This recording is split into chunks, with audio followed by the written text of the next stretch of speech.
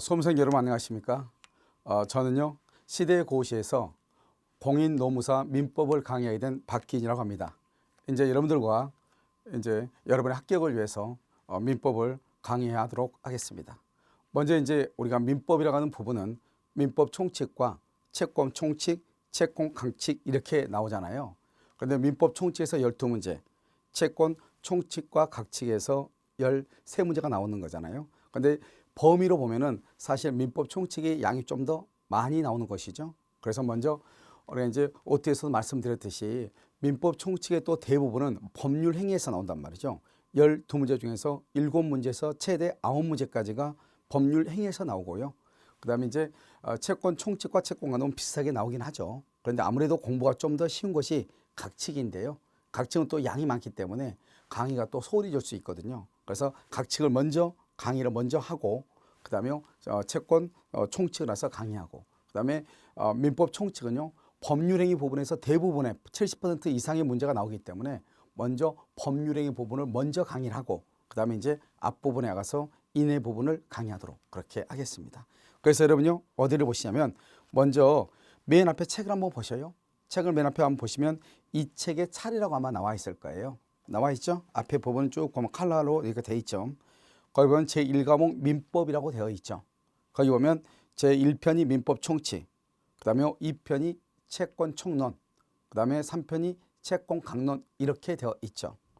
그 다음에 여기 민법 총칙에 보면 챕터 1을 보면요. 1장이죠. 민법 소론, 그 다음에 2장이 권리 일반, 그 다음에 3장이요. 권리의 주체, 그 다음에 4장이요. 권리의 객체 이렇게 되어 있죠. 그래서 권리의 주체와 객체가 보통 한 문제가 나오고요. 그 다음에 제5장 보세요. 권리 변동, 6장 기간, 그 다음에 7장 소멸시효.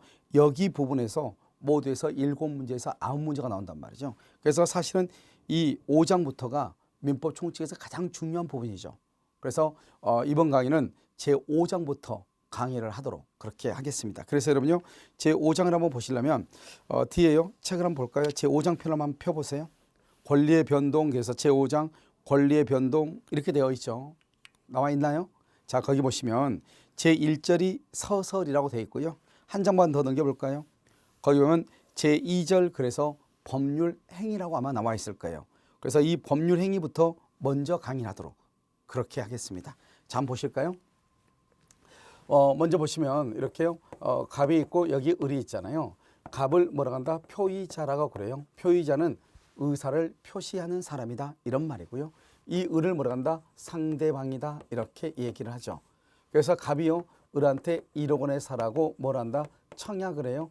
이 청약을 뭐라고 하냐? 의사 표시라고 얘기하고요. 그 다음에 을이 1억 원에 사겠다고 얘기를 하죠. 이것을 승낙이라고 하고 승낙을 의사 표시라고 얘기하는 거예요. 이 청약과 승낙을 묶어서 뭐라고 한다? 이것을 법률 사실이다 이렇게 얘기를 해요. 자, 여기서 지금요. 여러분 이제 처음 강의를 들으신 분들은 표의자란 말이 나오고요. 청약이 나오고 승낙이 나오고 그다음에 의사 표시가 이렇게 나오는 거잖아요. 그다음에 법률 사실이요. 우리 민법이라고 하는 것은 무엇인가? 민법을 개념 법학이라고 얘기하는 거예요. 그 말은 무슨 말이냐? 민법이라고 하는 것은 법률의 용어를 알게 되면은 누구나 쉽게 공부를 할 수 있다는 거죠. 사회 현상에서 발생하는 것들을 우리가 이것을 법률 용어로 단지 것을 변환시켜 놓은 것이 바로 민법이거든요. 그래서 민법이라고 하는 것은 사회적 생활 경험이 많으신 분들이 이해가 좀 더 빠를 수밖에 없는 것이죠. 아시겠죠? 그럼 우리가 민법의 용어를 어느 정도로 이해를 해야 될 것인가? 처음 공부하신 분들은 자꾸 네이버라든가 이런 데 지식 검색이요. 여기서 법률 용어로 친단 말이죠. 법률 사실이 무엇인지 이렇게요. 여러분들이 아무리 법률 사실이라는 용어를 그렇게 인터넷에 쳐가지고 그것을 읽었다고 해서 이해가 되는 것은 아닐 거예요. 우리가 영어를 단어를 안다고 해서 영어를 해석을 할 수 있거나 쉽게 해야 수 있는 것이 아니듯이 우리가 하나의 단어를 알았다고 해서 법을 이해할 수 있는 것은 아니단 말이죠. 그러면 어떻게 해야 될 것인가? 항상 법률의 용어라고 하는 것은 전체적인 법의 구조 범위 안에서 보는 거예요. 그래서 전체적인 법의 구조 안에서 그 말이 그런 말이구나. 이렇게 먼저 이해를 함으로써 법률 용어에 대한 우리가 힘을 갖춰야 되죠. 이것을 우리는 법적 사고력, 리걸 마인드다 이렇게 얘기를 한단 말이죠. 그래서 여러분들이 법률 사실이 뭐냐? 이걸 먼저 알아가지 말고 법률 사실이란 것은 뭐다? 갑이 을에게 내 집을 1억 원에 살래? 1억 원에 살래? 이것을 청약이라고 하는 것이고, 이것을 다른 말로 의사표시라고 하는 것이고, 이 의사표시를 다른 말로 법률 사실이라고 한다, 이런 말이죠.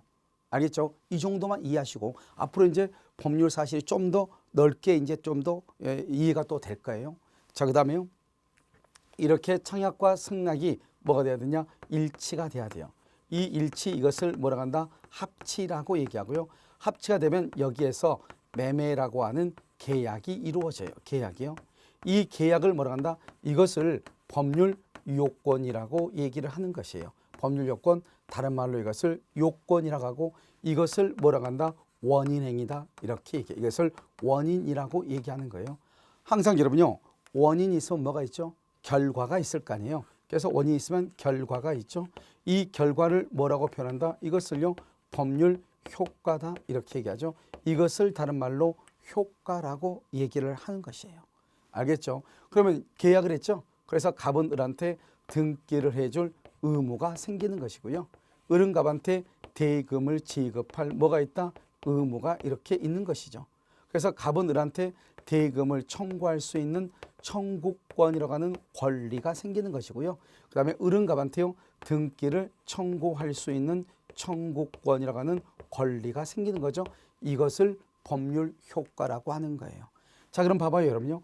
우리가 이제 이걸 한번 쭉 보면 뭐를 알 수 있느냐? 여기요, 이 결과를 법률 효과라고 하고, 다른 말로 효과라고 하고, 이 효과가 뭐다? 등기 청구권하고 대금 청구권을 얘기한단 말이죠. 그러면 이것을 뭐라고 한다? 법의 구조예요. 앞으로 민법 총칙은 이 구조를 가지고 모든 것을 다 설명을 할 거예요. 아시겠죠? 그래서 이제 여러분 보시면 우리는 법을 어떻게 이해할 것인가? 여러분 딱 이 기본서를 딱 보시면 이 기본서를 읽어가지고 이해될 수 있는 것들이 아니단 말이죠. 이것은 모든 것들이 다 그래요. 여러분들이 만약에 다른 사법시험 지금 없었지만 사법시험이라든가 다른 대학에서 배우는 그 민법의 어떤 기본 교재를 봤다고 해서 그것이 처음부터 이해가 되는 것은 아니단 말이죠. 그러면 어떻게 해야 되느냐? 민법을 공부할 때 가장 좋은 방법은 먼저 선행적인 것은 듣는 것이죠. 그래서 먼저 들음으로써 용어를 먼저 익히고, 그 다음에 그 용어의 뜻을 우리가 배우게 되고, 그리고 난 다음에 책을 보면서 공부를 하시는 것이에요. 아시겠죠? 그래서 여기서 보면은 우리가 그러면 이것을 뭐라고 하냐? 이것을 그림 언어라고 한단 말이죠. 그래서 여러분들이 공부를 하실 때 이 그림 언어를 통해서 여러분들이 법을 배우는 것이죠. 이 그림 언어가 여러분한테 있을 때 한번 보면은 이것이 이제 연상적으로 머릿속에 생각을 하면서 있기 때문에 이것을 쉽게 잊혀지지 않고 체계를 쉽게 잡을 수가 있단 말이죠. 그래서 여기서 보면 먼저 갑을 의사를 표시하는 사람 표의자, 을을 상대방이라고 하고, 갑이 먼저 얘기하죠. 청약이라고 하고, 그 다음에 을이 승낙을 하죠. 청약과 승낙을 의사표시, 이 의사표시를 다른 말로 법률 사실이라고 한다, 이 말이죠. 이것이 청약과 승낙이 합의가 돼야 되겠죠. 그러면 계약이 이루어지죠. 이 계약을 뭐라 한다? 법률 요건, 다른 말로 원인이라고 그래요. 그래서 여러분요, 우리가 편의점에 가서 물건을 사죠. 그것도 계약이죠. 그 계약을 뭐라고 한다? 법률 요건이라고 하죠. 그 요건이 원인이 돼서 나는 주머니에서 뭐를 내야 되고 카드를 꺼내야 되고요. 그 다음에 편의점 주인은 나한테요, 물건을 줘야 되겠죠. 이렇게요, 대금과 등기 청구권이 있는 거죠. 이것을 법률 효과 결과라고 얘기를 하는 것이에요. 그래서 이것을 우리가 맞아 이 청구권을 뭐라고 한다? 권리라고 얘기한단 말이죠. 이것을 뭐라고 한다? 의무라고 얘기하고요. 그래서 이것을 권리와 의무다, 이렇게 얘기하죠. 이것을 뭐라고 표현한다? 권리, 의무, 관계라고 얘기를 하는 것이에요. 그런데 우리는 대부분의 경우는요, 99%가 권리가 있으면 의무가 있고, 의무가 있으면 권리가 있게 되는 거예요. 여기서 보면 갑은 을한테 등기를 해줄 의무가 있는가 동시에 대금을 청구할 권리가 있고요. 을은 갑한테요, 대금을 등기를 청구할 권리가 있는 동시에 대금을 지급할 의무가 있단 말이죠. 이것을 뭐라고 한다? 권리와 의무가 서로 대응한다, 상호 대응한다, 이렇게 얘기를 하는 것이에요. 그래서 권리와 의무가 상호 대응한다, 이렇게요. 이 권리와 의무를 줄여서 뭐라고 한다? 우리는 이것을 권리 관계라고 얘기를 하는 것이에요. 권리다. 그래서 우리는 권리하고 의무 중에서요, 권리를 주장하기를 더 좋아하고요, 의무를 주장하기를 좋아하지 않는다, 이 말이죠. 예를 들어서 한번 볼까요? 을이 갑하고요, 이 건물을 1억 원에 계약을 체결했단 말이죠. 그럼 을은 자기가 이제 계약을 체결했으니까 계약금을 1,000만 원만 줬을 거 아니에요. 아직 중도금과 잔금이 아직 남아 있잖아요. 그런데 을이요 집에 들어와서 가족들에게 얘기를 하죠. 내가 오늘 집을 샀다고 얘기한단 말이에요. 집을 샀다는 말은 나는 이제 등기를 가져오겠다 이 말이죠. 그런데 등기를 가져오기 위해서는 계약금 1,000만 원 빼고도 아직도 9천만 원의 잔금이 남아 있잖아요. 그럼 이 사람은 집에 와서 정확하게 얘기하려면 어떻게 해야 돼요?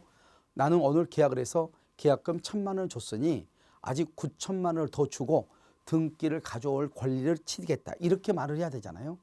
그런데 그렇게 하지 않고 집에 와서 오늘 우리 아파트 샀다. 상가 건물 샀다. 차를 샀다. 이렇게 얘기한단 말이죠. 샀다는 말이 무슨 말이죠? 내가 이제 그것을 가져오겠다. 저건 우리 것이다. 이런 말이잖아요. 그 말의 뜻은 권리가 있으면은 의무가 있고 의무가 있으면은 권리가 있게 마련인데 우리는 이 권리와 의무 중에서 의무를 주장하기보다는 권리를 주장하기를 좋아한다 이 말이죠. 이것을 우리는 뭐라고 표현한다? 권리 본위주의 사상이다 이렇게 얘기를 하는 것이에요. 그 다음에 이 권리를 다른 말로 뭐라고 표현한다? 이것을 법률 관계라고 얘기를 하는 거예요. 그래서 여러분 여기 딱 보면요. 권리와 의무를 줄여가지고 뭐라 한다? 권리라고 얘기하고요. 이 권리를 다른 말로 뭐라 한다? 법률 관계라고 얘기하는 거예요. 그럼 우리가 법률 관계는 뭐냐? 권리 관계를 뜻한다. 그럼 법률 관계는 뭐냐? 권리와 의무 관계를 뜻한다. 이 말이죠. 이렇게 해도 우리가 잠깐 이해가 안 될 수 있단 말이죠. 그럼 여기에서 이 법률 관계하고 비교가 된 게 뭐냐? 바로 그것을 인간관계다 이렇게 얘기하죠. 인간관계. 그러면 인간관계는 법률 관계하고 비교가 되는 거죠. 그러면 이 인간관계는 권리관계가 아닌 것이죠. 인간관계는 권리와 의무가 없다 이런 말이죠. 그래서 여기서 한번 보시면 우리가 이제 법률 관계라고 하는 것이 있잖아요. 이 법률 관계라고 하는 것은 다른 말로 권리 관계를 얘기하고 다른 말로 권리와 의무 관계를 얘기하고 이때 의무를 이행하지 않는 것을 다른 말로 뭐라고 표현한다? 의무 불이행이다 이렇게 얘기하고 의무 불이행이 있으면 여기 대해서 뭘 해야 돼요? 손해배상을 해야 되는 거잖아요. 이렇게요. 이렇게. 그런데 이 법률 관계하고 비교가 된 게 바로 뭐다? 이것을 우리는 인간관계다 이렇게 얘기를 하죠. 인간관계는 법률 관계가 아니죠. 다른 말로 하면 인간관계는 뭐다? 권리관계가 아니잖아요. 다른 말로 인간관계는 권리와 의무관계가 아니니까 의무 불이행이란 말이 없고 그 다음에 여기 손해배상이란 말이 없는 거예요. 도대체 이게 무슨 말인가? 여러분요, 이 인간관계의 대표적인 게 바로 부부관계죠. 여러분 부부가요 약속을 했단 말이죠. 그래서 아내가 남편한테 얘기하죠. 우리도 해외에 여행 한번 가자. 이번에요 신정 때요 해외에 여행 한번 갑시다. 이렇게 얘기한단 말이죠. 그럼 남편이 뭐라고 그래요? 그럽시다. 이렇게 얘기하죠. 그럼 어떻게 돼요? 여행을 가기로 약속을 했잖아요. 그런데 이 아내는요 여행 준비를 열심히 하고 있단 말이죠. 그런데 갑자기요 여행 우리 어디로 가? 물어봤더니 남편이 뭐라고 그래? 글쎄 거기 왜 가? 돈도 없는데 이렇게 얘기한단 말이죠. 부부간에 분명히요 여행을 가기로 약속을 했는데 갑자기 남편이 모르쇠로 일관한단 말이죠. 그렇다 해가지고 아내가 남편을 상대로 그 다음에 소송을 제기해서 손해배상을 받을 수 있는가 이 말이죠. 왜요? 남편이 약속을 어겼잖아요. 그 약속을 어겼기 때문에 내가 손해배상을 청구할 수 있는가? 손해배상 청구권을 뭐라 한다? 그것은 바로 권리란 말이죠. 권리가 있는가? 권리가 있으면 부부간에는 인간관계가 아니고 법률관계가 된다 이런 말이죠. 그런데 우리는요 보통 이럴 때 아내가 남편을 상대로 손해배상을 청구할 수가 있어요 없어요? 없겠죠. 알겠죠? 그래서 우리는 그것을 뭐라고 얘기한다? 그것을 인간관계라고 얘기하는 거예요. 그 다음에 친구 사이에요. 친구하고 12시에 약속을 했단 말이죠. 그런데 친구가요 30분이 지나서 약속 장소에 나타났어요. 그러면요 A라는 사람은요 늦게 온 B라는 친구한테 늦게 왔으니까 30분요 손해배상을 청구할 수 있는가 이 말이죠. 그것을 손해배상을 청구할 수 있다. 그러면 그것은 권리가 있는 것이고 그것은 법률 관계인 것이고 손해배상을 청구할 수가 없다. 그 말은 권리가 없다 이 말이죠. 그 말은 무슨 관계다? 법률 관계가 아니고 인간관계다 이런 말이죠. 그래서 친구 사이나 부부간이나 부모와 자식 간의 관계는 우리가요 잘못이 있다고 해가지고 약속을 어겼다고 해서 손해배상을 청구할 수가 없다 이 말이죠. 그러한 관계를 우리는 무슨 관계라고 한다? 인간관계다 이렇게 얘기하죠. 이 인간관계 대표적인 게 또 하나가 뭐가 있죠? 바로 호의동승이라고 하는 것이 있죠. 그래서 호의동승이라고 하는 것은 호의로 뭐 공짜로요 이렇게 친구를요 회사 동료를 집까지 태워다 주는 거죠. 그러면 아무 문제가 없죠. 그러면 태워다 주고 나서 돈을 받을 수는 없는 거잖아요. 그래서 그것을 인간관계라고 하는 거죠. 그런데 가다가요 잘못 운전 미숙으로 전봇대를 들이받아서 사고가 발생하고 그로 인해서 옆에 동승한 친구가 다쳤다 이 말이죠. 그랬을 때는 다쳤어. 다치면 뭐다? 치료비가 있어야 돼. 치료비를 해결해야 되겠죠. 그래서 손해배상 청구권이 발생하는 거예요. 그러면 손해배상 청구권은 권리잖아요. 권리는 법률 관계가 되는 것이죠. 그래서 먼저 친구를 공짜로 태워다 주기로 했단 말이죠. 그것을 호의동승 인간관계라고 얘기하죠. 태워다 주고 나서 내가요 택시비를 받을 수는 없는 거잖아요. 권리가 없다 이 말이죠. 그것을 인간관계라고 얘기하죠. 그런데 공짜로 태워주고 가는 도중에 사고가 발생해서 친구가 다치죠. 그러면 이 친구는 치료를 해야 될 거 아니에요. 거기에 따른 치료비가 나오겠죠. 그 치료비가 뭐다? 손해배상 청구권이죠. 청구권은 뭐다? 권리죠. 권리가 발생하면은 그것을 무슨 관계다? 법률 관계라고 얘기하는 거예요. 알겠죠? 그래서 우리가 인간관계는 언제나 인간관계고 법률 관계가 될 수 없느냐? 그건 아니죠. 원칙적으로 인간관계라고 하는 것은 그것은 권리가 의무가 없는 법률 관계가 아니지만 그 인간관계가 나중에 사고로 인해서 손해가 발생하고 그 손해를 청구할 수 있는 길이 생기죠. 그걸 손해배상 청구권이라고 하죠. 이렇게 권리가 발생하죠. 그러면 우리는 그것을 뭐라고 한다? 법률 관계로 바뀐다. 이렇게 얘기를 하는 것이에요. 무슨 말인지 알겠죠? 그래서 여기 다시 이제 보시면 그래서 인간관계를 우리가 이해를 하면요. 법률 관계라는 것이 이해가 되겠죠.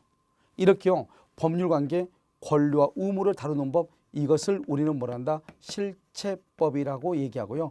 이 실체법의 먼저 가장 대표적인 게 바로 민법이란 말이죠. 그래서 민법을 뭐라 한다? 우리는 실체법이라고 얘기하는 거죠. 그 실체법이라고 하는 말의 뜻은 뭐냐? 권리와 의무 관계를 다루는 법이다 이런 말이죠. 알겠죠? 이것을 실체법이고요. 이 실체법과 비교가 되는 게 바로 무슨 법이다? 바로 절차법이라고 하는 것이 있단 말이죠. 이 절차법은 실체법에 의해서 발생한 권리를 실현시켜주고 그 다음에 의무의 이행을 강제하는 것을 절차법이라고 얘기하는 것이죠. 그래서 예를 들어서 갑과 을이 청약과 승낙에 의해서 계약이 이루어지죠. 이 계약에 의해서 갑은 을한테 대금을 청구할 권리가 있고 을은 갑한테 등기를 청구할 권리가 있잖아요. 그런데요 갑이 을한테요 대금을 달라겠어. 그런데요 을이요 대금 지급을 하잖아요. 의무의 이행을 하잖아요. 그러면 어떻게 한다? 민사소송법이요.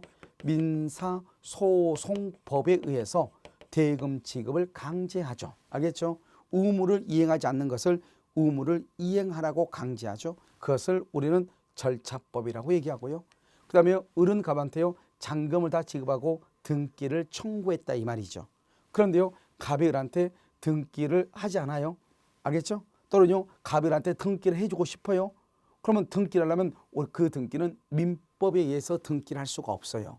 그래서 등기를 가져오는 것은 뭐에 가져온다? 부동산 등기법에 의해서 등기를 이전받아야 돼. 그러니까 우리 민법은 어디까지가 민법이냐? 이렇게 권리와 의무가 발생하는 데까지만 민법이라고 얘기하는 것이고 아시겠죠? 그 이후에 발생한 권리를 실현시켜주는 것, 즉 부동산 등기법과 같은 것을 절차법이라고 얘기하는 것이고 그 다음에 대금을 지급해야 되는데 대금을 지급하지 않죠? 그러면 대금의 지급을 강제해야 되겠죠? 그러면 그것을 말한다? 소송을 제기해야 되겠네요. 그것을 민사소송법이라고 하죠. 그것을 우리는 절차법이라고 얘기하는 것이에요. 그래서 우리가 민법은 무슨 법이다? 실체법이면서 사법이다 이렇게 얘기를 하는 것이에요. 알겠죠? 그래서 이 구조를 먼저 보시고 그 다음에 이 법률 요건, 법률 행위, 즉 원인행위는 원인에는 뭐가 있냐? 이 원인에는요 두 가지가 있죠. 하나는 뭐가 있냐? 법률 행위라고 하는 것이 있고요. 또 하나는 뭐가 있냐? 법률의 규정이라고 하는 것이 있어요. 이때 법률의 규정은 법에 정해져 있다 이 말이죠. 이것을 뭐가 있다? 먼저요 741조의 부당이득이라고 하는 것이 있고요. 그 그다음에 750조예요. 불법 행위라고 하는 것이 있다 이 말이죠. 이 정도가 먼저 한번 보죠. 그러면 이 법률의 규정은 우리가 법률이라는 것은 뭐냐? 민법이죠. 민법. 규정은 뭐죠? 제 741조 이것을 규정이라고 하는 거죠. 그래서 민법 741조, 민법 750조 이것을 법에 규정되어 있다 이렇게 얘기해. 그러면 이것을 741조가 부당이득이고요. 750조가 불법 행위에 관한 것인데요. 이 부당이득이나 불법 행위를 뭐란다? 그것을 원인행위다. 법률 요건에 속한다. 이렇게 얘기하죠. 이런 법률 요건은 뭐죠? 원인은 원인이죠. 원인이 있어 뭐가 있어야 돼요? 결과가 있어야 될 거 아니에요. 결과. 이 결과로서 뭐가 있다? 법률 효과라고 하는 것이 나오는 거잖아요. 그러니까 결국 뭐냐? 우리 법에 뭐라고 되어 있냐면 741조에 뭐라고 되어 있냐? 부당 이득을 하면은 그 이득을 반환해야 되고요. 반환. 불법 행위라면요. 손해를 배상해야 된다. 이렇게 되어 있거든요. 그러니까 여기까지 있죠. 여기까지를 뭐란다? 원인이라고 얘기하고요. 이것을 뭐라고 한다? 결과, 법률 효과라고 얘기하거든요. 그래서 부당 이득은 반환해야 되고요. 불법 행위로 인한 손해는 배상을 해야 되거든요. 이것을 뭐란다? 반환하고 배상, 손해배상하는 것을 결과, 다른 말로 법률 효과라고 얘기하는 것이고요. 이 부당 이득이라는 것은 뭐냐?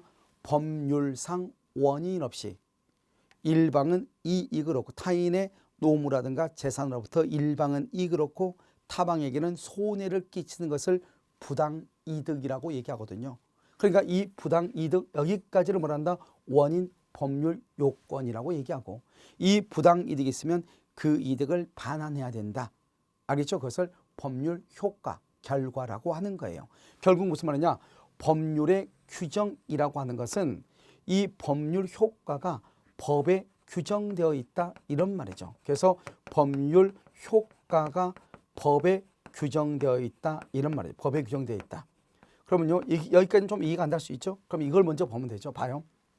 우리가 지금부터 법을 공부할 때는 항상 어떻게 하냐? 이렇게 분류하잖아요. 이 분류하는 것은 그냥 분류하는 게 아니거든요. 알겠죠? 여러분 사람 봐봐요. 사람은 뭐다? 사람은 남자가 있고 뭐가 있어요? 여자가 있잖아요. 그럼 여러분요 사람은 남자와 여자를 다 포함해서 사람이라고 하는 거예요. 그러니까 봐봐요. 법률 요건이라는 것은 뭐다? 법률 행위와 법률의 규정을 포함해서 법률 요건이라고 하는 거예요. 알겠죠? 그런데 이렇게 하면 안 되죠. 남자는 사람이다.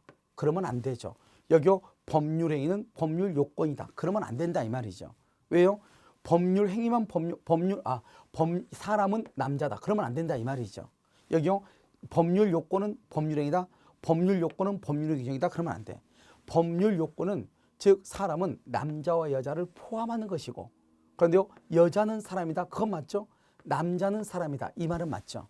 즉 법률 행위는 법률 요건이다. 법률의 규정은 법률 요건이다. 이 말은 맞지만 사람은 남자다. 그러면 안 되죠. 왜요? 산업행위는 누구도 있으니까 여자도 있으니까요. 알겠죠? 그래서 어떻게 해야 돼요? 항상 법률 요건 그러면 법률 행위와 법률의 규정 두 가지를 포함한다. 이렇게 얘기를 해야 되고요. 그 다음에 법률 행위는 법률 요건이다. 법률의 규정도 법률 요건이다. 즉 법률 규정은 뭐가 있죠? 부당이득이나 불법 행위는 뭐다? 법률 요건이다. 그래서 우리가 채권법에 보면 부당이득에서 한 문제, 불법 행위에서 한 문제가 꼭 나온단 말이죠. 알겠죠? 이 부당이득과 불법 행위를 뭐라 한다? 법률 요건이라고 얘기하는 것이에요. 이 법률 행위도 법률 요건인데 법률 행위는 7문제에서 최대 9문제가 나온단 말이죠. 결국 무슨 말이에요? 이 법률 요건 부분에서 문제가 몇 문제가 나온다? 상당히 많은 문제가 나온다. 이걸 우리가 알 수가 있는 것이죠. 알겠죠? 그러면 이제 여러분요 항상 뭐냐면 법률 행위하고 법률의 규정은 서로가 비교되는 개념이에요. 아시겠죠? 자 그럼 어떻게 하죠? 이 법률 행위는 뭐다? 반드시 의사표시가 있어야 돼. 의사표시요. 그래서 의사표시의 수와 방향이죠. 의사표시와 수와 방향에 따라서 의사표시가 한 개이냐 두 개이냐 두 개 이상이냐에 따라서 달라지죠. 그래서 의사표시가 한 개이다. 이것을 우리는 뭐라고 한다? 단독 행위라고 얘기하고요. 두 개이면 이것을 계약이라고 하고 두 개 이상이면 합동행위다. 이렇게 얘기하죠. 이 합동행위의 대표적인 것을 뭐라고 표현한다? 이것을 사단법인, 사단법인 설립행위를 합동행위라고 얘기하는 거예요. 알겠죠? 그럼 이건 계약이 있고요. 이건 단독행위죠. 먼저 여기 봐봐요. 의사표시의 수와 방향이 두 개라고 되어 있죠. 자, 그럼 두 개 한번 볼까요? 여기요. 쭉 따라가 보세요. 여기요. 법률행위요. 쭉 따라가면 여기 계약이라고 하는 말이 있네요. 계약. 이 계약은 의사표시가 몇 개가 있어야 돼요? 두 개가 있으면 계약이라고 하는 거예요. 그래서 그러면 앞으로요. 의사표시가 두 개이면 우린 것을 무조건 계약이라고 얘기를 하는 것이에요. 아시겠죠? 그래서 한번 볼까요? 여러분들이 시대고시의 공인노무사의 강의를 듣고 싶다고 수강 신청을 하죠. 그럼 여러분이 원이죠. 시대고시가 원이죠. 몇 개죠? 두 개죠. 그럼 여기서 수강 계약이라고 하는 거예요. 그러니까 두 개면 무조건 계약이야. 앞에요 모양이 달라져. 강의를 듣고 싶습니다. 수강 계약. 책을 사고 싶습니다. 책에 대한 매매 계약. 이렇게. 우리가 시장에 가서 할머니한테요. 콩나물 1,000원어치 주세요. 그러면 내가 주세요. 하나죠. 할머니가 하나죠. 그럼 몇 개죠? 두 개죠. 그러면 두 개는 무조건 계약이에요.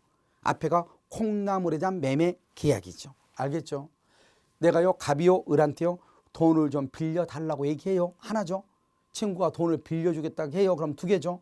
그럼 무조건 계약이죠. 그런데 그 계약의 모양이 돈을 빌려주죠.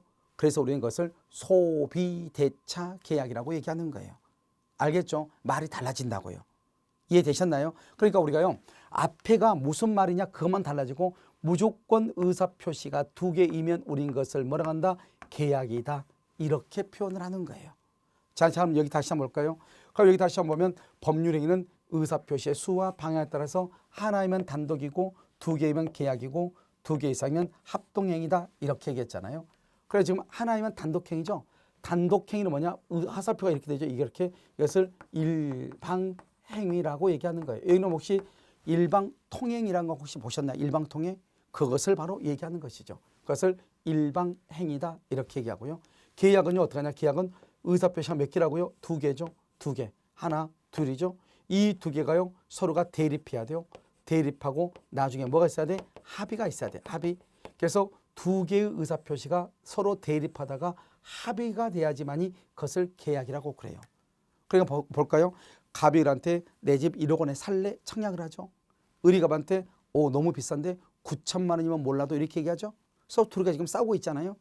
야 어떻게 1,000을 깎니? 나는 9,500까지를 양보할게. 알았어 그럼 나도 500 양보할게. 그래서 서로가 이렇게 싸우다가 서로가 합의점을 찾죠. 합의. 그것을 뭐라고 한다? 서로가 대립하는 두 개의 의사표시가 합의가 돼야 돼. 그걸 계약이라고 하는 거예요. 그런데 일방 단독행위는요. 일방적으로 상대방의 동의 없이 하는 것을 단독행위다. 이렇게 얘기하고요. 그 다음에 이걸 뭐죠? 계약도 뭐죠? 두 개 이상이죠. 두 개 이상은 사단법이죠. 그러면 사단법인하고 재단법인하고 차이는 뭐예요? 간단히 얘기하면 재단법인은 재산의 단체다. 돈이 모여있다. 어디를 생각하면 된다? 그러면 미술관, 갤러리를 생각하면 되죠. 그 미술관 보면 벽에요 다 뭐가 붙어있죠? 그 뭐죠? 그림이 붙어있죠? 그거 하나가 50억, 100억, 200억 한단 말이죠. 그게 바로 재산이죠. 재산이 모여있는 것을 재단법인이다. 이렇게 먼저 쉽게 이해하시고 사단법인은 뭐냐? 사람이 모여있다. 사람의 단체 이렇게 이해를 하시면 돼요. 먼저. 그래서 사단법인이다. 이렇게 얘기하죠. 우리가요 축구를 좋아하는 사람들끼리 모이죠. 그것을 뭐라 한다? 대한축구협회죠. 사단법인이라고 하는 거예요. 사진을 찍는 사람들이 좋아하는 사람이 모이죠. 대한사진작가협회 이것도 뭐라고 한다? 사단법인이라고 얘기하는 거예요. 알겠죠? 이런 것들은 사람이 모여있다. 사단법인이고요. 그것을 합동행위다. 이렇게 얘기하죠.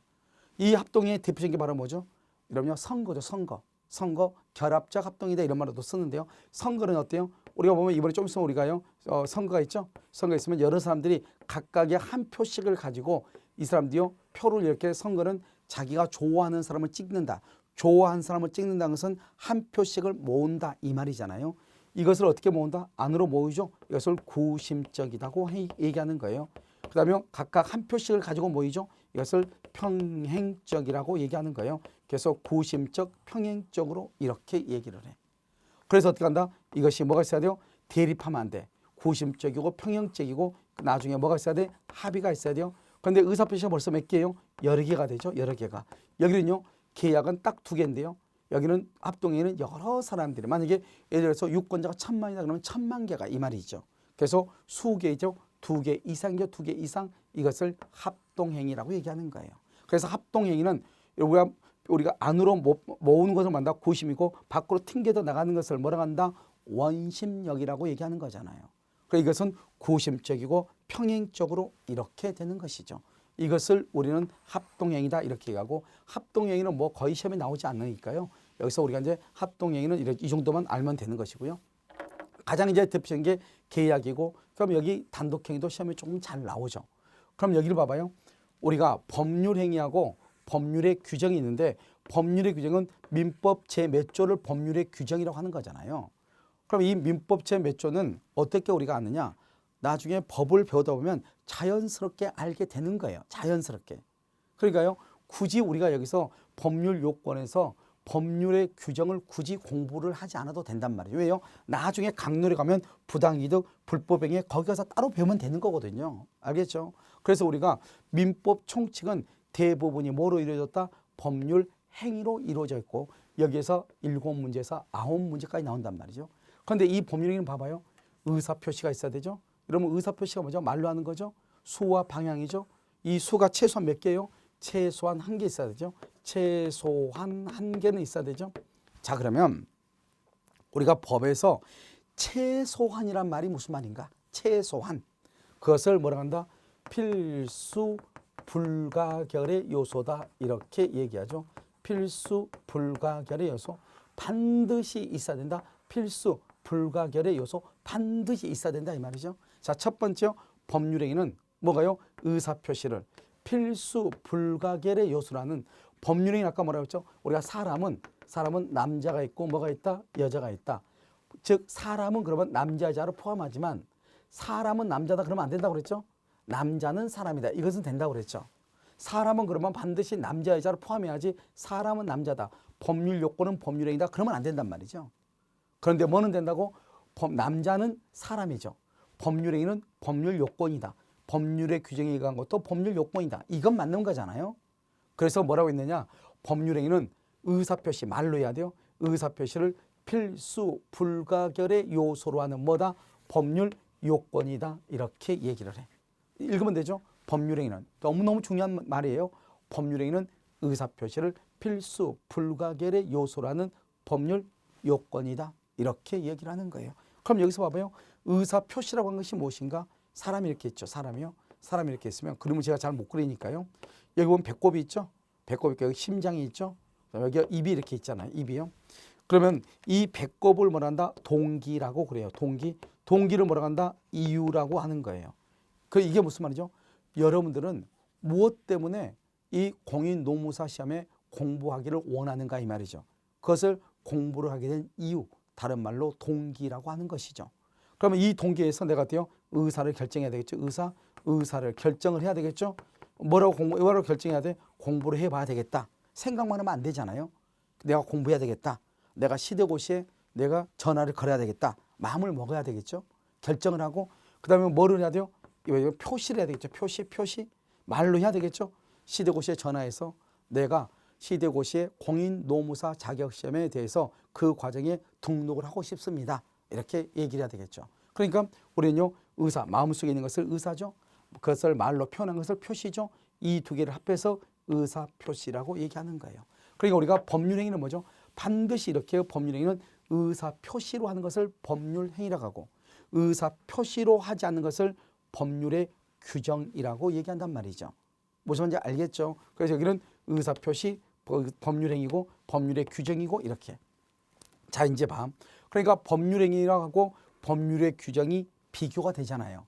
그러니까 이 부당이득과 불법행위는 의사표시, 말로 하는 게 아니단 말이죠. 이걸 알 수가 있겠죠? 그러니까 이것은 뭐예요? 법률의 규정은 법률 효과가 법에 규정되어 있다 이 말이죠. 그런데 여기요, 법률 행위라고 하는 것은 뭐죠? 법률 행위는 반드시 말로 해야 돼요. 근데 그 말이 몇 개 정도 있어야 돼? 최소한 아무리 없어도 몇 개요? 1개는 있어야 돼. 1개. 최소한 1개. 그 1개가 뭐다? 그것을 필수 불가결이다 이 말이죠. 아무리 없어도 그래서 의사표시가 반드시 있어야 돼. 그것을 법률 행위라고 얘기하는 거예요. 그래서 뭐라고 한다?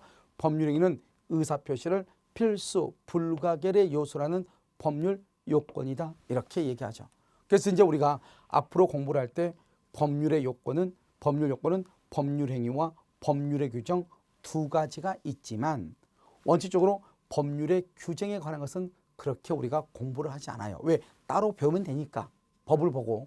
그래서 우리가 민법 총칙에서는 법률 행위를 중심으로 공부를 해요. 그래서 우리가 두 가지가 있지만 뭘 한다? 하나는 없애버리고 법률 요건은 뭐다? 법률 행위다. 이렇게 놓고 우리가 지금부터 강의를 할 거예요. 알겠죠? 민법 총칙은 처음부터 끝까지 법률 행위로만 구성이 되어 있기 때문에 그렇다. 이런 말이죠. 자, 그 다음에요. 그럼 우리가 법률 행위를 하려면 법률 행위는 의사표시를 필수 불가결의 요소로 한다. 이렇게 얘기를 했잖아요. 그러면 법률 행위는 반드시 의사표시가 있어야 되니까 우리가 이러면요. 우리가 얘기하죠. 야, 너는 혈액형이 뭐니? 이렇게 물어보잖아요. 나는 B형인데? 나는 A형인데? 아, 그러면 너는 A형이니까 성격이 어떻고 너는 B형이니까 성격이 어떻네? 이런 말을 하잖아요. 왜 그래요? 우리 피가 우리 인간의 신체를 구성하는 것의 60에서 70%를 담당하고 있거든요. 그러니까 대부분을 담당하는 피의 성질을 알면은 그 사람의 성향도 알 수 있다. 이런 뜻이잖아요. 마찬가지로 법률행위는 없어서는 안 될 게 반드시 하나가 있어야 돼. 인간의 피와 같이. 그게 바로 뭐다? 의사표시란 말이죠. 그래서 우리가 의사표시를 알게 되면은 법률 행위를 알게 된다. 이런 말이죠. 그렇다고 해서 우리가 인간의 신체를 구성하는 것이 피만 있으면 되는 게 아니죠. 살도 있어야 되고 뼈도 있어야 되잖아요. 마찬가지로 법률행위도 의사표시만 필요한 것이 아니다. 이런 말이죠. 뭐도 필요하다? 의사표시뿐만 아니라 당사자도 있어야 되고 목적도 있어야 되고 이런 것들도 필요한 것이다. 이런 말이죠. 먼저 그런데요. 우리가 이 법률행위를 이해하기 위해서는 먼저 의사표시를 잠깐 이해를 해야 되기 때문에요. 한번 우리가 보시면 어떻게 되냐? 이렇게 되죠. 여기가 의사표시잖아요. 의사표시는요. 누가요? 표의자가 여기가 대금이죠. 대금을 뭐한다? 원한다. 다른 말로 뭘 한다? 의욕한다. 이렇게 얘기하죠. 왜요? 갑이 을한테 의사표시한 말은 청약이죠. 청약은 뭐다? 1억 원에 살래? 이 말이죠. 그래서 갑이 을한테요. 1억 원에 살래? 이 말은 내 집 1억 원에 살래? 이 말은 내가 받고 싶은 돈이 얼마라는 거죠? 대금이 1억이다 이 말이죠. 내가 1억을 원한다 이 말이잖아요. 그러면 이 대금이 뭐죠? 대금이 뭐죠? 바로 법률 효과잖아요. 법률 효과. 결국 의사표시란 것은 뭐죠? 너 내 집 1억 원에 살래? 그 말은 결국 갑이라고 하는 표의자가 원하는 것은 대금 1억이란 말이고 대금 1억을 다른 말로 법률 효과라고 한단 말이죠. 그러니까 이 대금 1억 원을 법률 효과로 바꾸면 어떤 문제가 발생하냐? 의사표시는 표의자가 원한다. 법률 효과를 이런 말이죠. 그래서 여러분요. 여기 한번 볼까요? 이 의사표시는 뭐다? 의사표시는 누가요? 표의자가 원한다. 다른 말로 의욕한다. 뭐를요? 법률 효과. 다른 말로 뭐요? 대금하고 등기 이 말이죠. 이것을 의사표시라고 그래. 왜 이 사람이 1억에 살아 이렇게요 자기 집을 내놨는가 이 말이죠. 이 사람이 1억 원에 살아 이 말은 자기는 1억을 자기가 받고 싶다 이 말이잖아요. 그러니까 이 말은 내가 1억은 반드시 받고 싶어. 1억을 받고 싶은 것을 뭐란다? 법률 효과라고 하는 거잖아요. 알겠죠? 그게 바로 대금이니까요. 그래서 한번 봐보세요. 의사표시는 뭐다? 누가요? 표의자가 원한다. 뭐를? 법률 효과를 이 말이죠. 그래서 다시 한번 볼까요? 의사표시는 뭐다? 표의자가 법률 효과를 우욕하는 것이다. 이렇게. 다른 말로 하면 의사표시는 표의자가 원하는 대로 법률 효과가 발생한다. 이런 말이죠. 그래서 우리가 법을 이제 책을 읽을 때 책에 나와 있는 내용 그대로 읽으면 안 돼. 왜요? 그대로 읽어도 되지만 그것이 약간의 응용돼서 문제가 나올 수 있잖아요. 그 응용돼서 나오는 문제가 바로 이거예요. 뭐다? 의사표시는 표의자가 원하는 대로 법률 효과의 발생을 의욕하는 것이다. 알겠죠? 다른 말로 하면 의사표시는 표의자가 법률 효과를 의욕하는 것이다. 원하는 대로 법률 효과가 발생하는 것이다. 다 같은 말이란 말이죠. 그러니까 여기 보면 이 법률 행위는 표의자가 뭐 하는 대로 표의자가 원하는 대로 법률 효과가 발생하는 거죠. 그런데 여기 법률의 규정은요. 법률의 규정은 이 법률 효과가 법에 규정되어 있다 이 말이죠. 완전히 다른 말이죠. 그러니까 법률의 규정은 절대로 의사표시가 없는 것이고 법률 행위는 법에 규정되어 있는 것이 아니다 이 말이죠. 알겠죠? 법에 규정되어 있는 것은 법률 효과가 법에 규정되어 있는 대로 발생한다. 법률의 규정이라고 하는 것이고, 법률 행위는 의사표시죠. 의사표시는 표의자가, 내가 지금 말하는 사람이죠. 표의자가 원하는 대로, 내가 원하는 대로 법률 효과가 발생하는 것을 얘기하죠. 그러니까 법률 행위는 표의자가 원하는 대로 법률 효과가 발생한다 이 말이고, 법률의 규정은 법률 효과가 법에 규정되어 있다 이 말이죠. 여기에서 우리가 법률 행위와 법률의 규정의 차이점을 우리가 보는 것이에요. 아시겠죠? 그래서 여러분 어떻게 한다? 법률 행위라는 하는 것은 뭐다? 의사 표시를 필수 불가결의 요소라는 법률 요건이다 이렇게 얘기하죠. 그래서 여러분 한번 봐봐요. 제2절 한번 볼까요? 제2절. 여러분 제2절 보면 법률 행위라고 나와 있죠. 여러분 지금 제5장 보는 거예요. 5장에 제2절을 보는 거예요. 2절. 거기 보면 법률 행위라고 돼 있죠. 제가 보면 의를 보세요. 의. 법률 행위라 함은 이렇게 돼 있죠. 이거 아주 중요한 말이란 말이죠. 법률 행위라고 하는 것은 일정한 법률 효과의 발생을 목적으로 하는 하나 뭐죠? 단독이죠. 단독행위. 수계는 뭐죠?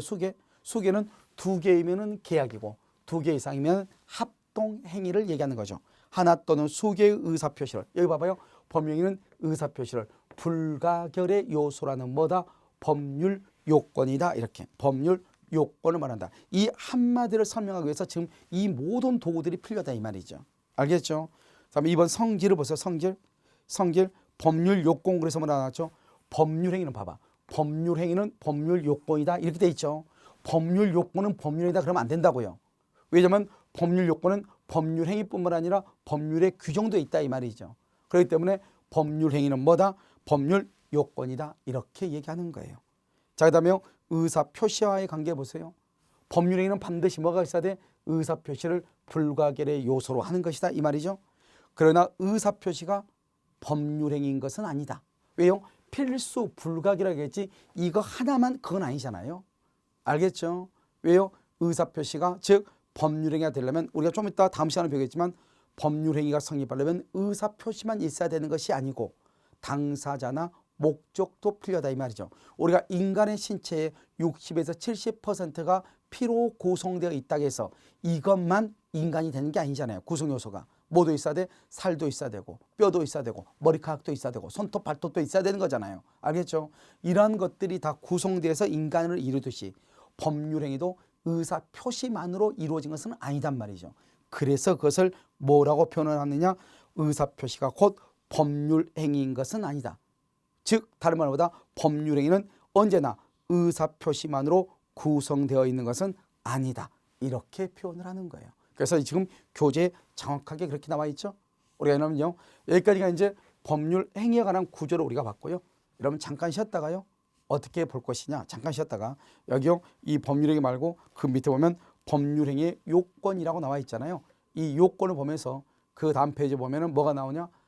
법률행위 종류에서 단독행위, 즉 상대방 있는 단독행위와 상대방 없는 단독행위 이런 것이 나온단 말이죠. 이런 것들이 어떻게 시험에 출제되는가 하는 것을요 다음 시간에 또 한번 보도록 그렇게 하겠습니다.